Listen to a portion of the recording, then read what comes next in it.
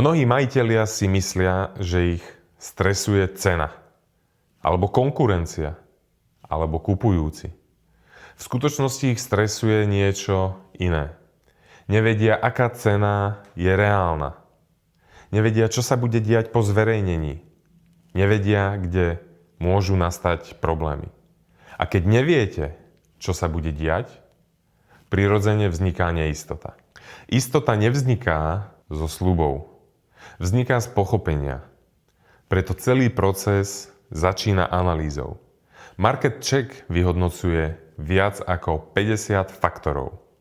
Lokalitu, dopyt, konkurenciu, stav nehnuteľnosti, ekonomický kontext a mnoho ďalších.